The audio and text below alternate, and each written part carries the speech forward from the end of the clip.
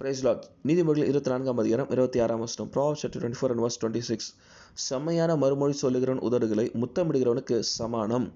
செம்மையான மறுமொழி அப்படின்னா ஒரு ஹானஸ்டான ஒரு ஆன்சர். நம்ம பேசுகிற வார்த்தை மென்மையாக இருக்குமானால் அது ஒருத்தருக்கு முத்தமிடுவதை போல ஒரு மென்மையான காரியமாய் இனிமையான காரியமாய் இருக்குமாம்.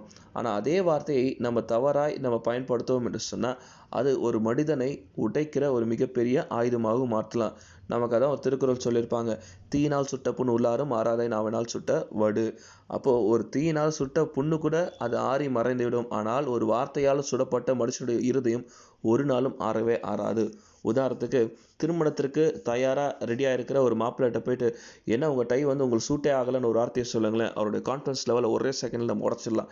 அதே மாதிரி திருமண ரிசப்ஷனுக்கு ரெடியாக இருக்கிற ஒரு பெண்ணுக்கிட்ட போயிட்டு என்ன உங்கள் சாரீ பார்டரும் ப்ளவுஸும் இன்றைக்கி மேட்சே ஆகலையே அப்படின்னு ஒரு வார்த்தையை சொல்லுங்களேன், அவங்க வாழ்க்கையில் அதை விட கசப்பான நாள் ஒன்று இருக்கவே முடியாது. அப்படியாய் நம்முடைய வார்த்தைக்கு மிகப்பெரிய வல்லமை உண்டு. அதை நம்ம உதாசீனமாக இல்லை தவறாய் நம்ம பயன்படுத்துவோம்னு சொன்னால் ஒரு கத்தி வச்சு வெட்டுறது போல் அவங்களோட கான்ஃபிடென்ஸ் லெவலையும் ஒரு மனிதனுடைய நம்பிக்கையும் அது பயங்கரமாக ஒரே செகண்டில் உடைத்து விடும். ஆனால் அதே வார்த்தையை நம்ம மறுமொழியோடு கூட கொஞ்சம் சாஃப்டாக கொஞ்சம் மென்மையாக நம்ம ஒருத்தரை ஞானமாய் பயன்படுத்துவோம் என்று சொன்னால் உடைக்கப்பட்டவர்களை தேற்றுவதற்கும் நம்முடைய வார்த்தை தான் பயன்படும். அப்படியாய் நம்ம பேசுகிற வார்த்தை ஞானமாய் கவனமாய் பயன்படுத்துவோம் என்று சொன்னால் நிச்சயமாக நம்முடைய மென்மையான வார்த்தை ஒரு முத்தத்திற்கு சமானமாக இருக்குமா.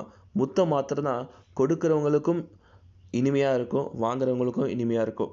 அப்படி இருக்கும் பட்சத்தில் நம்முடைய வார்த்தைகளுக்கு இவ்வளோ வல்லமை இருக்குன்னு சொன்னால் அதை ஒருத்தருடைய அழிவுக்கும் ஒருத்தருடைய தாழ்மைக்கும் பயன்படுத்துவதை காட்டிலும் தாழ்மையில் இருக்கிறவங்கள உயர்த்துவதற்கும் அழிவில் இருக்கிறவங்களை உயிர்ப்பிப்பதற்கும் நம்ம பயன்படுத்துவோம் என்று சொன்னால் நிச்சயமாய் ஆசீர்வதிக்கப்பட்டவர்களாக இருப்போம்.